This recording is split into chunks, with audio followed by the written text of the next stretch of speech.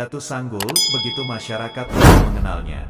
Seorang tokoh panutan di zamannya, sekitar abad ke-18 Masehi, satu zaman dengan Maulana Syekh Muhammad Arsyad Al-Banjari.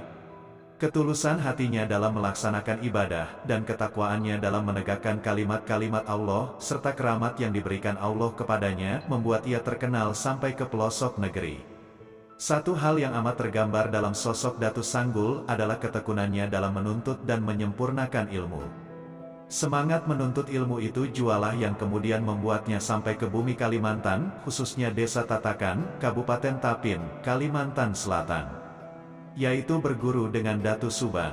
Di Desa Tatakan pula beliau kemudian dimakamkan yang sampai sekarang makamnya terus diziarahi masyarakat. Riwayat Syekh Muhammad Abdus Samad, Datu Sanggul. Dalam salah satu riwayat diceritakan, Datu Sanggul disebutkan bernama asli Syekh Muhammad Abdus Samad.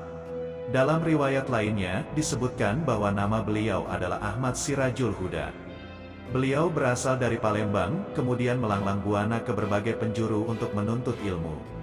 Mengapa digelari Datu Sanggul? Salah satu riwayat menceritakan, hal tersebut karena ketekunan beliau dalam mentaati perintah gurunya di dalam halwat khusus yang sama artinya dengan menyanggul atau menunggu turunnya ilmu dari Allah Subhanahu wa Ta'ala. Ada juga yang mengatakan beliau sering menyanggul atau menghadang pasukan tentara Belanda di perbatasan Kampung Muning, sehingga tentara Belanda pun kocar-kacir dibuatnya. Versi lainnya lagi menyebutkan, gelar Datu Sanggul itu karena kegemaran beliau menyanggul, menunggu, binatang buruan. Ada juga yang mengatakan rambut beliau yang panjang dan selalu disanggul, digelung. Datu Sanggul sangat terkenal pula dengan syair-syairnya yang begitu puitis dan penuh makna. Salah satu syair yang sangat terkenal adalah syair pantun, Saraba Ampat. Syair tersebut berbahasa Banjar yang syarat dengan pelajaran tasawuf. Di antara petikan syair tersebut berbunyi, Allah jadikan Saraba Ampat, syariat tarikat hakikat marifat, menjadi satu di dalam halwat. Rasa nyamannya tiada tersurat. Kemudian, ada lagi syair lain yang berbunyi, Riau-riau padang si bundan, di sana padang si tamu-tamu. Rindu dendam tengadah bulan, di hadapan Allah kita bertemu. Syair itu dilantunkan Datu Sanggul saat muncul dari tengah sungai dan berjalan di atas air dengan tenangnya tanpa basah sama sekali terkecuali pada anggota wudhu. Karomah Syekh Muhammad Abdus Samad, Datu Sanggul. Selalu salat Jumat di Mekah. Beliau mempunyai banyak kelebihan. Selalu salat Jumat di Mekah dan menjadi murid Nabi Khidir. Pada waktu itu, di kerajaan Banjar yang masyarakatnya sangat menjunjung tinggi nilai agama, mewajibkan bagi laki-laki yang sudah akil balik atau sudah dewasa untuk melaksanakan salat Jumat di masjid kampung masing-masing. Kalau tidak melaksanakan kewajiban tersebut, akan didenda. Dalam riwayat, Datu Sanggul dipercayai memiliki keramat melaksanakan salat Jumat di Masjidil Haram setiap Jumatnya. Karena itu, setiap hari Jumat itu pun beliau harus membayar denda kepada kerajaan sampai habis harta beliau, hingga suatu saat yang tertinggal hanya kuantan dan landai, alat untuk memasak nasi dan sayuran. Dalam kondisi itu, setelah didesak oleh istri beliau karena tidak ada lagi barang yang bisa dipakai untuk membayar denda, Datu Sanggul akhirnya berjanji untuk melaksanakan salat Jumat di masjid kampungnya. Kala itu, sungai di kampungnya sedang meluap dan hampir terjadi banjir lantaran hujan yang sangat lebat pada malam harinya.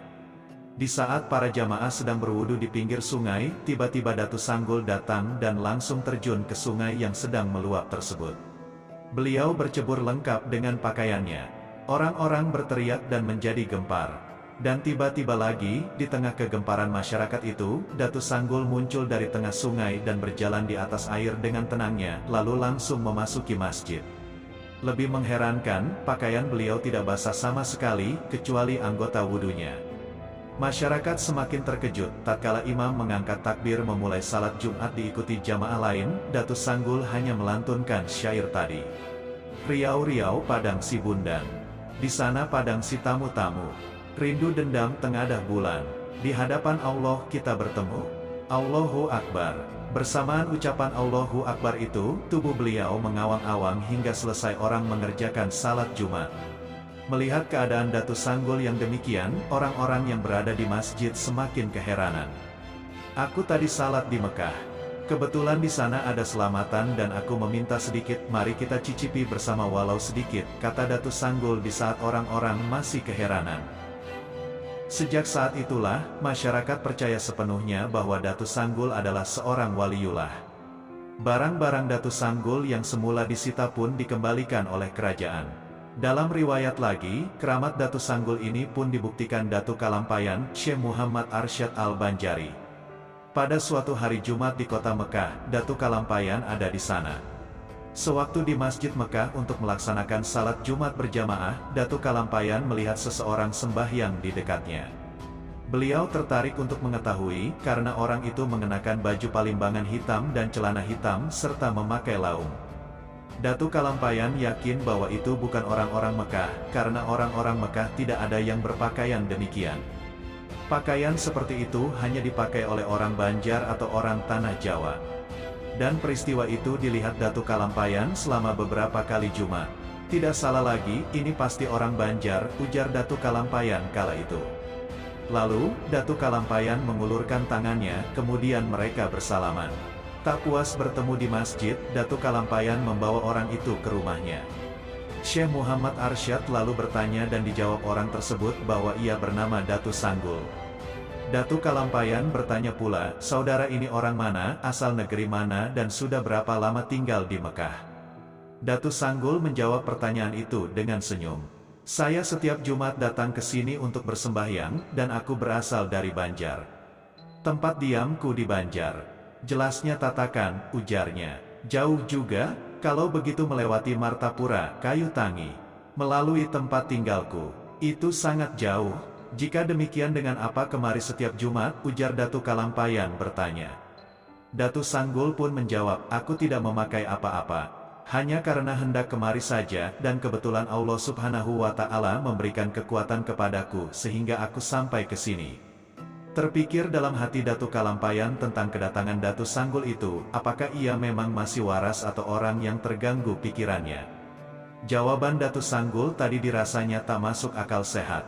Sebab mungkinkah jarak yang demikian jauhnya antara Tatakan dan Mekah bisa dicapai hanya dalam waktu begitu singkat, dan bahkan tidak memakai apa-apa. Namun dari dialek bahasanya, Datu Kalampayan yakin bahwa Datu Sanggul adalah berasal dari Banjar. Untuk menguji ketidakpercayaannya itu, Datu Kalampayan pun kemudian berkata kepada Datu Sanggul. Kalau betul engkau pulang pergi dari Tatakan ke sini, coba tolong hari Jumat yang akan datang bawakan aku oleh-oleh dari kampung. Aku sudah sangat lama tidak pulang. Mungkin sudah mencapai waktu 30 tahun. Selama ini aku selalu berada di Mekah, tak pernah kemana-mana. Nah, kira-kira musim buah apa di kampung kita? Bawakan kemari untukku, terutama di Martapura sekarang ini musim apa kiranya, ujar Datu Kalampayan. Datu Sanggul lalu berdiri di depan jendela.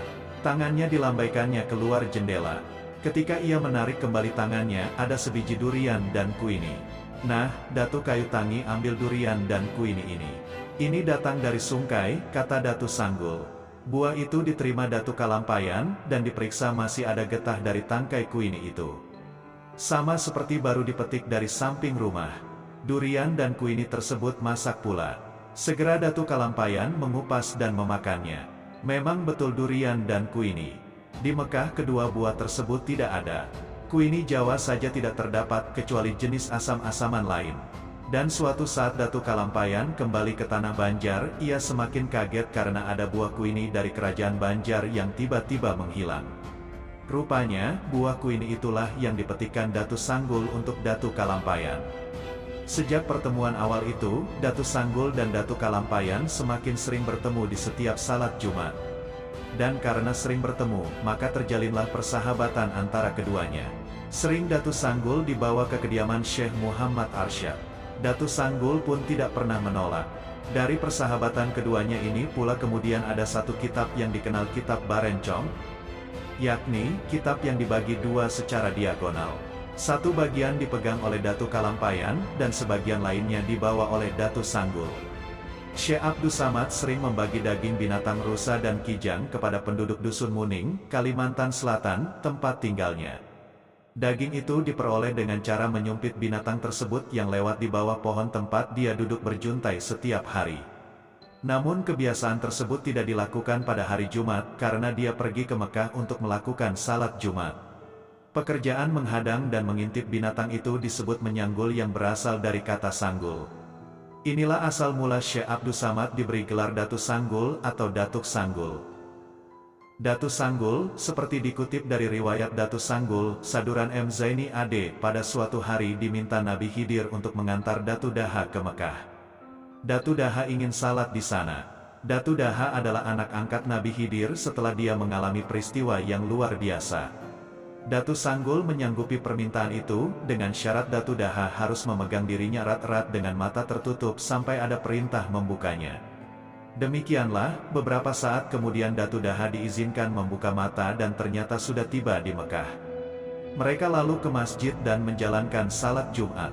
Datu Daha kemudian minta kesediaan Datu Sanggul untuk mengantarkan lagi ke Mekah, tapi kali itu untuk naik haji. Menanggapi permintaan itu, Datu Sanggul minta agar Daha menunggu hari Jumat. Setelah itu dia lenyap dari depan mata Daha. Diceburkan ke laut. Datu Daha adalah orang yang pernah bertemu Nabi Khidir ketika dia dalam kondisi yang sangat letih setelah diceburkan oleh kapten kapal karena kapal layar yang mereka tumpangi menuju Tanah Suci tiba-tiba berhenti di tengah laut tanpa sebab yang jelas. Untuk mencari kejelasan itu, dengan bantuan paranormal, Daha diceburkan ke dalam laut. Si Fulan ini harus tinggal di tengah laut, kata si paranormal kepada kapten kapal setelah menghitung-hitung bayangan gaib. Begitu tubuh Daha tercebur ke laut, kapal itu pun bergerak melaju seperti semula dan meninggalkan Daha di tengah laut. Setelah 30 jam terombang-ambing di laut, akhirnya Daha terdampar di pantai. Ketika hampir pingsan, dia berdoa kepada Allah mohon keselamatan. Kemudian dia berjalan menelusuri pantai hingga kelelahan dan jatuh pingsan. Ketika siuman, dia melihat banyak makam sejauh mata memandang dalam keadaan rapi. Namun dia tidak melihat bangunan rumah. Pasti kuburan ini ada yang mengurus, pikirnya. Namun, siapa? Karena kelelahan, dia terduduk sambil menoleh kiri kanan, hingga tampak olehnya sebuah gubuk. Dengan tertatih-tatih dia datangi gubuk itu dan didapatinya seorang lelaki tua sendirian di dalamnya. "Assalamualaikum," ujarnya. Kemudian terjadilah dialog di antara keduanya. Singkat kata, orang tua itu adalah Nabi Khidir, yang mengaku sebagai pengurus pemakaman tersebut, yaitu makam orang-orang yang mati tenggelam di laut, seperti yang dialami Datu Daha. Jawaban itu diberikan setelah Daha menceritakan pengalamannya sendiri. Mengetahui bahwa orang tua itu adalah Nabi Khidir, Daha menyatakan keinginannya untuk pergi haji. "Kalau Ananda ingin menunaikan ibadah haji, besok aku ikutkan kepada Syekh Abdus Samad. Tiap hari Jumat dia singgah kemari sebelum ke Mekah," jawab Nabi Khidir. Begitulah, Datu Daha akhirnya bertemu Datu Sanggul dan dibawa ke Mekah. Berbulan-bulan kemudian, Datu Daha bertemu para penumpang kapal layar yang ditumpangi dulu. Mereka heran mengetahui Daha telah tiba di Mekah lebih dulu daripada mereka. "Bukankah Anda dulu dilempar ke laut, kok bisa duluan sampai di Mekah?" kata salah seorang di antara mereka, keheranan. "Itu semua kehendak Allah," jawab Datu Daha. Namun dia tidak menceritakan pertemuannya dengan Nabi Khidir. Dalam keheranan itu, mereka akhirnya berkesimpulan bahwa kemungkinan Datu Daha adalah wali, bukan orang sembarangan. Ketika ibadah haji selesai, Datu Daha pun diantar pulang oleh Datu Sanggul dengan cara yang sama. Namun dia diturunkan di ujung kampung Daha, Borneo, tempat asal Datu Daha. "Dari sini Anda jalan ke rumah, supaya orang kampung melihat Anda sudah kembali dari Tanah Suci," pesan Datu Sanggul. Begitulah, dalam sekejap mata, Datu Daha telah melihat kembali kampungnya dan Datu Sanggul lenyap dari hadapannya. Hari itu orang-orang kampung Daha terheran-heran melihat Datu Daha telah kembali. Mereka bertanya-tanya, tapi tidak dijawab oleh Daha. "Aku pulang atas kekuasaan, kodrat, dan iradat Allah. Aku tak kuasa menjelaskannya," kata Datu Daha. Untuk mengetahui jawaban pertanyaan itu, orang-orang kampung menunggu kembalinya para jamaah lainnya sesama penumpang kapal layar. Namun ternyata mereka juga menyatakan keheranannya. Mereka menceritakan bahwa Datu Daha dibuang ke laut karena ada sesuatu yang aneh ketika kapal tiba-tiba terhenti di tengah laut. Namun ketika sampai di Jeddah, mereka heran melihat Daha juga sudah ada di sana dengan selamat. "Kami terkejut, apa ini benar Datu Daha atau kami salah lihat?" tutur mereka. Begitu juga ketika ibadah haji selesai. Pada hari Jumat sorenya dia sudah tidak ada lagi di Mekah, padahal menurut pengakuannya dia tiba pada hari Jumat sebelum salat Jumat. Cerita itu membuat warga kampung percaya bahwa Datu Daha memang naik haji dan dia adalah wali yang patut dihormati. Dalam balutan asap putih, Datu Sanggul atau Syekh Abdus Samad atau Syekh Ahmad Sirajul Huda berasal dari Palembang. Dia berguru kepada Datu Suban, seorang ulama besar yang ditemuinya dalam mimpi, yang tinggal di Kalimantan Selatan. Setelah mendapat restu dari ibunya, dia berlayar ke Kalimantan melalui Selat Bangka Belitung dan kota Banjarmasin hingga tiba di Kampung Muning, Pantai Munggutayu Tiwadak Gumpa Rantau Tapin, Kalimantan Selatan, pada tahun 1750 Masehi. Singkat cerita, Datu Sanggul menjadi murid kesayangan Datu Suban dan diberi sebuah kitab pusaka yang berbentuk segi delapan. Rupanya ketika kitab itu diserahkan, itulah akhir hayat Datu Suban, karena tak lama kemudian dia wafat dalam balutan asap putih yang mengepul ke udara ketika tengah berjalan meninggalkan tempat upacara penyerahan kitab tersebut. Setelah mengamalkan ilmu hakikat dan ilmu laduni dari gurunya itu, Datu Sanggul diberi kelebihan oleh Allah, seperti menceburkan diri ke air sungai dan berwudu tapi badannya tidak basah kecuali yang wajib wudu. Tiap hari Jumat bersembahyang Jumat di Masjidil Haram, Mekah. Dia juga berteman dengan Syekh Muhammad Arsyad Al-Banjari sejak tahun 1760, yang bertemu setiap salat Jumat di Mekah. Syekh Arsyad ingin mempelajari kitab pusaka Datu Suban yang bersegi delapan. Namun Datu Sanggul meminjamkan hanya 11 sehingga kitab itu berbentuk rencong dan disebut kitab Barencong, dengan catatan, bila ingin melanjutkan kajian dalam kitab itu, Al-Banjari harus turun ke Tanah Jawi dan menemuinya di Kampung Muning sambil membawa kain putih seukuran 5 helai kain sarung. Ternyata ketika tiba saatnya untuk mempelajari kitab itu, Syekh Arsyad Al-Banjari tidak berhasil menemui Datu Sanggul di Kampung Muning, karena ia sudah wafat. Teringat pada pesan agar membawa kain putih berukuran 5 kain sarung, Syekh Arsyad pun menduga bahwa ketika itu agaknya Datu Sanggul sudah mendapat firasat dari Allah akan meninggal bila belahan kitab Barencong itu diserahkan. Begitulah, sungguh teramat banyak lagi cerita-cerita akan keramat Datu Sanggul. Termasuk menjelang akhir hayatnya, Datu Sanggul minta dibawakan kain kafan kepada Datu Kalampayan apabila Datu Kalampayan selesai menuntut ilmu dari Mekah pulang ke Tanah Banjar. Dan ternyata, kain kafan itu digunakan untuk mengkafani Datu Sanggul sendiri yang berpulang ke hadirat Allah bertepatan dengan pulangnya Datu Kalampayan dari Mekah ke Tanah Banjar. Sungguh tak terasa, kini sudah 249 tahun kejadian itu berlalu. Di Komplek Kubah Datu Sanggul di Desa Tatakan Tapin, dilaksanakan peringatan Haul Datu Sanggul setiap tahunnya. Dikatakan Mas Rani, penjaga makam Datu Sanggul adalah hamba Allah yang alim dan dikenal luas dianugerahi ilmu marifat. Selain pantun Saraba Ampat dan syair ketika muncul dari air tadi, menurut Mas Rani ada lagi pantun marifat Datu Sanggul yang masih dikenal para ahli marifat hingga saat ini. Pantun itu berbunyi, jangan susah mencari bila ada di rapun buluh. Jangan susah mencari Allah ada di batang tubuh. Kitab Marifat Datu Sanggul yang dikenal dengan Kitab Barencong, dapat disimak di Sufipedia.